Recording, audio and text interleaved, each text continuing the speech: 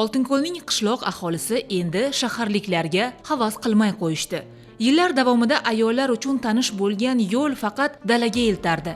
Endi esa ularning manzili ulkan korxonaga, kelajakka ochilgan. Bu yo'l ularni barqaror daromadga, mustahkam hayotga yetakladi.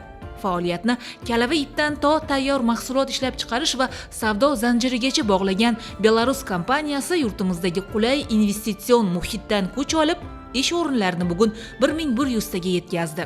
Birgina oltinko'lliklar emas, Andijonning 6 ta tumani aholisi shu korxonada band bo'ldi. Anora opaning ham ro'zg'ori qo'yildi. Uning oylik maoshi bugun 8 million so'mga yetgani faqat tirikchilik emas, hayotni o'zgartirishga yo'l ochdi.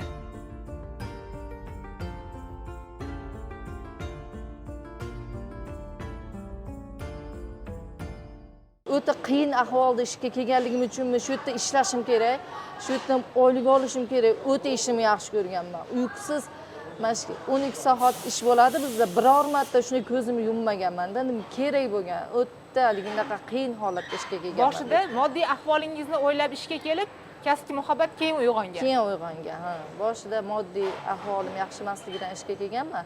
Keyin kasbimni yoqtirganman. Har qanaqa vaziyatda yoqtirganman. Ishlasam, mana bu ishlasam o'ngga ko'tarilaman, ishlama 2 yil ishlaganman, kontrollikka, anaqa smenga kontrollikka o'tganman, ko'rgan ishlash faoliyatimga qarab lavozimimni oshirishgan. Hozirgi kunda shunaqa 30 ta ishchimiz bor. Bizni faqat bizni bo'limimizda fabrikada ko'p. Ayol kishi daromad topsa qanchalik ishonchi ortar ekan. O'ziga ishonchi, hayot chiroyli ko'rinadi, o'zingizga ishonchingiz ortardi, baribir. Boshqacha ko'z bilan qaraysiz-da, bu men qiyinchilikda ham yashaganman, meni hamma biladi, bu yerda taniganlar. Sharoitimiz unaqa yaxshi bo'lmagan. Oila a'zolaringiz ham, qarindosh urug'laringiz orasida ham baribir ayol kishini ishlashi muhim deb o'ylayman. Hozir xo'jayinim ham yaxshi oylik oladi, u ham. Lekin zo'r oylik olib biror joy direktor bo'lgan taqdirda ham men mana shu yerda ishlagan bo'lardim. Moddiy ahvolingiz zo'r bo'lganda ham. Zo'r bo'lganda ham ishim yoqadi menga. Men majburiyatdan ishlamayman bu yerda, o'zimga yoqqanligi uchun, shu ishim yoqqanligi uchun ishlayman. Qanchalik qadr topdingiz bu yerda? Qadrim baland, yaxshi ko'tarishgan odamni qadrini.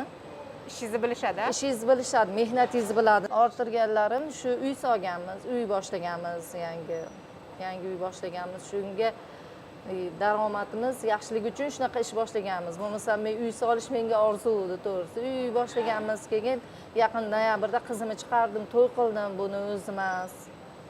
Shunaqa endi mashina olishga harakat qilyapman. Qanaqa mashina siri bo'lmasa? Siri bo'lmasa shu Cobalt'mi, Spark'mi. Sharoiti zo'r. Eng birinchi o'rinda sharoit. Menimcha hech kim qiynalmaydi. Men har bitta ishchi bilan gaplashib chiqmaganman, lekin u ish anaqada degan norozichilikda eshitmaganman bu yerda. Bu matolarni ishlatma bizga ishlatib olib kelib beradi. Bo'yoqxona bo'yaydi, quritma quritib bizga olib keladi. Bu materialni rangini tekshiramiz, grammajini, xasligini tekshiramiz. Materialni bir-biriga rangi urib ketishini, keyin manaqa varsovkali materiallar bor. U shardonlar qanchalik chiqib ketmasligini, shunaqa narsalar tekshiramiz. Grammaj har bitta etap tekshirib, oxirgi o'rinda hamma narsaga okey javob bersa talabga, keyin bu sarim vositasiga olamiz. Ishingizda sifat qanchalik muhim? Biz uchun eng muhimi sifat.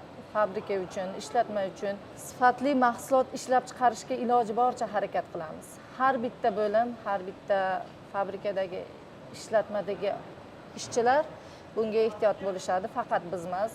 Chunki buni sifati o'ta muhim. Hamma narsa texnologiyaga bog'liq emasda, inson ko'ziga, tafakkuriga, zehniga qaraladigan jihatlar ham keladi. Shunday vaziyatda ko'z yumish ham mumkin xodim. Yo'q, ko'z yumsak biz sifatimiz tushadi-da. Biz iloji boricha mahsulotlarni ziyraklik bilan, shunaqa o'ta ehtiyotlik bilan tekshirishimiz kerak. Brend bu, agar sifat yaxshi tekshirmasak brendimiz sifatimiz tushadi. Bitta odamda emas, fabrikani taqdirida bu. Biz noto'g'ri material chiqarib yuborsak, shuncha odamni maoshiga ta'sir bo'ladi bu narsa.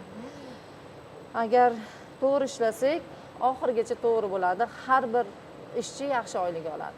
O'zi hozir ayollar bu yerda past oylik oladigan ayoli yo'q. 2 kun 8 dan 8 gacha kunduz ishlashadi, 2 kuniga noch ishladi, 2 kun dam oladi-da bir oyda shunaqa. 20 kun ish, 10 kun dam. Bu ham ham oilani ishlariga yuklarga ortinadi. Ayol kishi uyda noyopishi bor, kiri bor, boshqasi bor. Har bir ishiga ulguradi-da. Yurish turish bor va faqat ish demaymiz u. Boshqa tomonlarga ham ulguradi. Yigitlargacha ilgari orzular chet elga eltardi. Endi esa qishloqning o'zida vatan bag'rida ishlash shunchaki majburiyat emas, faxrga aylandi. Ish haqi xorijnikidan kam emas. Qishloq odamlari zamonaviy texnologiyalarni ishlatishni bilarmidi deganlar bugun uyalib qolishdi. Ha, ular sodda bo'lishi mumkin, ammo uquvi bor. Eng ilg'or robotlashtirilgan dastgohlarni bemalol boshqarishmoqda. Biz ham orzu qilganmiz shunaqa katta zavodlar bo'lishini, o'zimiz Oltinko'limiz, Andijonimiz rivojlanishini ancha o'zimiz xohlaganmiz.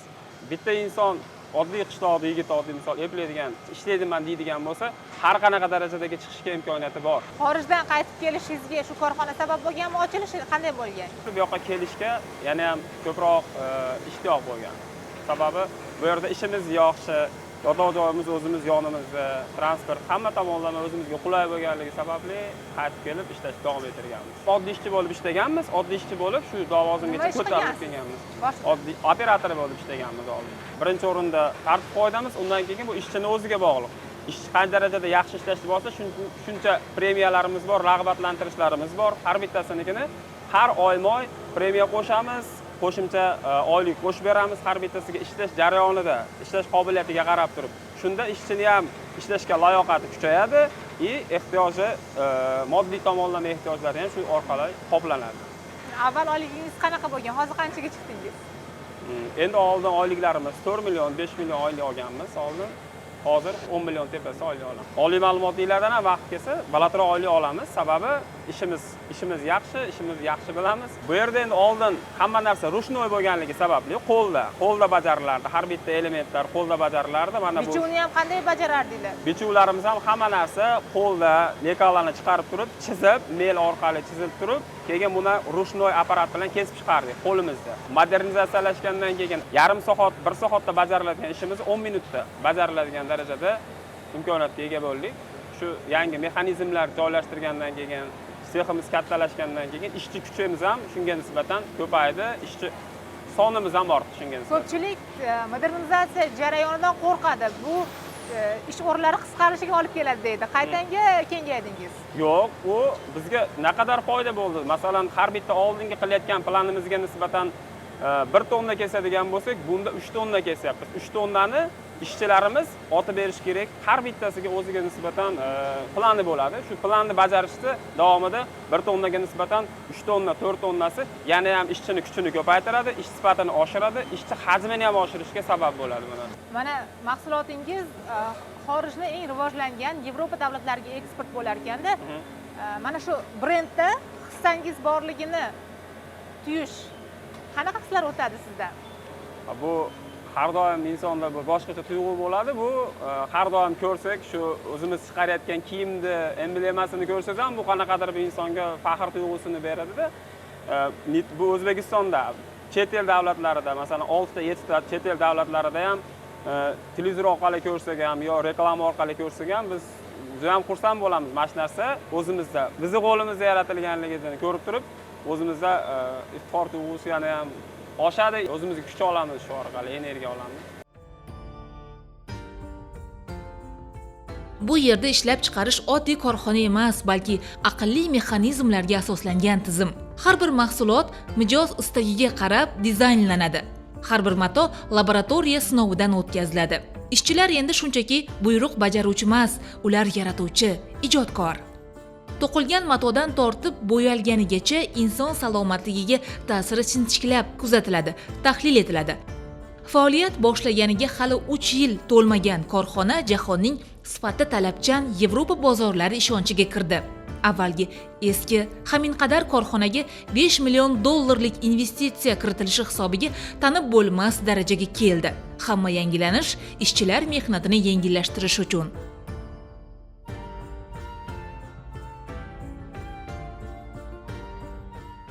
Mahfuz opa, kechki payt uyga borib oyog'im toldi deb o'tirmas ekansiz-da? Yo'q, hech ham oyog'imiz tolmaydi. Xudoga shukr, mana zamonaviy apparatlarimiz bor. 2 yil, 3 yil oldin piyoda rushnoylarda tashlardik. Hozir mana zamonaviy apparatlarda iloji bo'lsa yoshlarga o'rgatyapmiz. Mana qishloq ayollari hammamiz qishloqdan kelganmiz. Oldin yurardik dalada ishlaganman, oddiy dalada ishlaganman. Un bilan buni farqi juda katta. Katta fabrikalarda ishlasam, u bu yerda nima qilgandan ko'ra deb havas qilganmiz. Hozirgi sharoitlarimiz rosa yaxshi, rosa zo'r. Bunaqa apparatni boshqaramiz desak ishonmagan. Mana zamonaviy apparatlarni ishlatamiz. Qanchada o'rganib oldingiz zamonaviy texnologiyalar bilan ishlashni?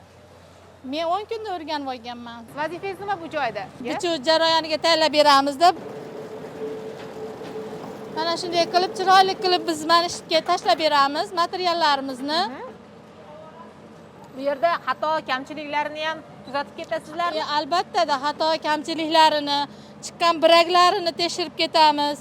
Ishimiz juda katta mas'uliyatli. E'tibor kuchliroq bizda, e'tiborliroq bo'lishimiz kerak. Iloji boricha biraklarni o'tkazmaslikka harakat qilamiz. Zamonaviy sexda ishingizni davom ettirib, hayotingiz qanchalik o'zgardi? Oilamiz ancha tiklandi. Bino uylar quryapmiz yangi, bolalarimizni o'qityapmiz. Sharoitlarimiz rosa yaxshi. Ayol kishi daromad topsa qanchalik o'ziga ishonchi ortishini bildingiz? Yaxshi. Har tomonlama o'zgarasizda. Baribir erkak kishining qo'liga qarab qolgandan ko'ra, jinday o'zingizga bo'ladi, qo'rqmay olasiz, bolalaringizga olasiz, o'zingiz kiyinasiz, o'zingizga qaraysiz. Har tomonlama ishlasangiz foydasi bor. Sizga havas kelib shu korxonaga ishga kirgan ayollar bo'ldimi? Bor. Kamida 4 ta 5 tasini yetalab kelganman shu yerda. O'g'il bolalari ham bor, qizlari ham bor. Bu yerda faqat charchoq emas, energiya ham olasizmi? Albatta. Ayniqsa bir oilada bo'lib qolganmiz, mana shu 30 ta 40 ta ayol bo'lsak, ayollar baribir opa-singillarda bo'lib ketganmiz bir-birimizga qalin bo'lib. 2 kun uyda dam olgan kunimiz ham bir-birimizga telefon qilamiz, voy nima qilyapsan? Zerikib qolamiz-da, albatta zerikamiz, zerikishlar bo'ladi, sog'inch bo'ladi. Bu fabrikaga kelishga sog'inch bo'ladi. Tikayotgan ishimizga qarab rastinkamiz bo'ladi, o'sha rastinkaga qarab oylik beriladi. Asosan ishimizni chiqargan ishimizga qarab turib, unga yana qo'shimcha foiz qo'shiladi. Qo'shimcha rag'batlantirish, qo'shimcha foizlar qo'shilgani hisobiga 4,5 milliongacha olyapmiz oldi oyliklarni. 5 millionga chiqqanlar ham bo'lyapti. Tezroq ishlang deyishga hojat yo'q ekanda. Yo'q, chunki misol uchun oylik bay bo'ladigan bo'lsa, hamma endi kelib ketganiga qarab oylik oladigan paytlar ham bo'lganda oldin ishlagan joylarimizda, lekin bu yerda ishimiz ish baymi usulida bo'lgani uchun hamma o'zini harakatiga qarab, hamma o'zini qilgan sof mehnatiga qarab oladi oylikni. O'sha qilgan ishimiz sifatiga qarab, ishimizni qo'limizni, ya'ni chiqargan ishimizni sifatiga, soniga qarab oyligimizga qo'shilib boraveradi. Sizni vazifangiz nima bu joyda? Bir kunda qancha mahsulot qo'lingizdan o'tadi?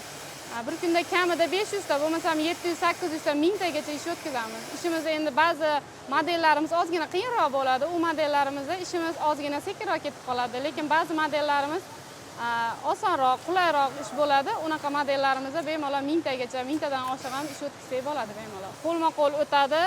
Boshidan boshlab kimdir yelkasi, oldida konvert ishlarimiz bor, shunisini tikadi. Undan keyin yeng, yoqa shunaqa bostirmalar bilan hammani o'ziga yarasha shu oldinma-oldin o'tib boraveradi ishimiz.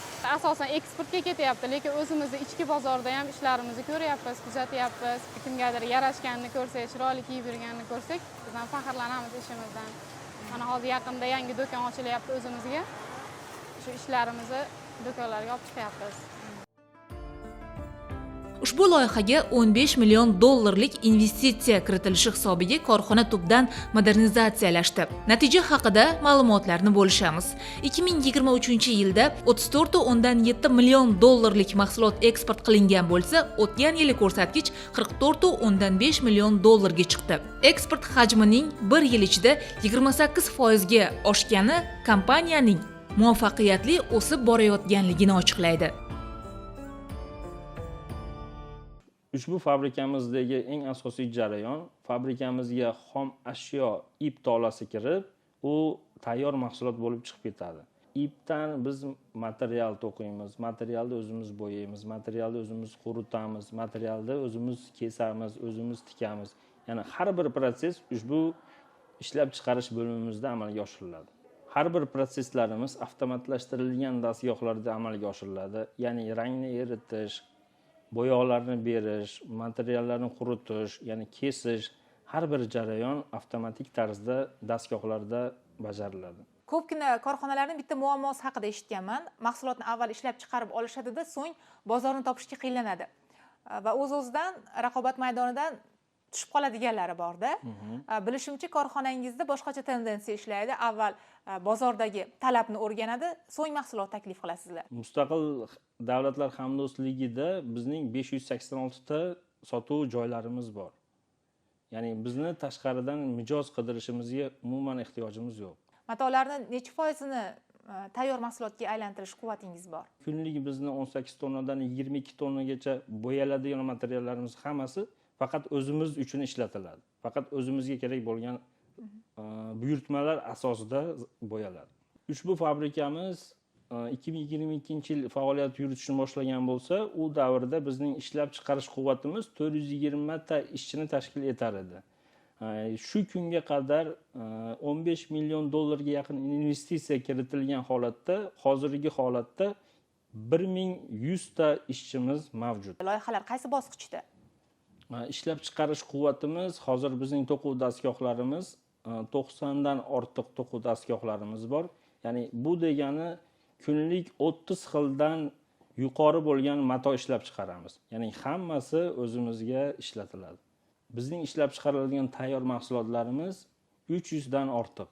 Ya'ni yosh bolalardan tortib, ayollar, qizlar va erkaklar sport kiyimlariga qadar ishlab chiqariladi. Bizda har bir ishlab chiqarilgan matolar, ya'ni kiyim-kechaklarimiz avvalo inson hayotiga, inson teri badaniga zarar yetkazmasligi aniq tekshiriladi. Har bir prosesimiz laboratoriyadan o'tkaziladi. Ya'ni quyosh nurida, insonning issiqda terlashi, har bir holatda, har bir prosesda ishlab chiqarilgan mahsulotimiz odam teriga ziyon ko'rsatmasligi aniq kafolatlangan.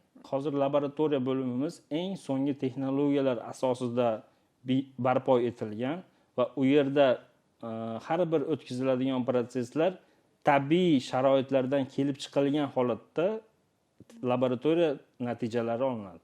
Bu davrga qadar ushbu fabrikada paypoq chiqarish texnologiyalari yo'q edi.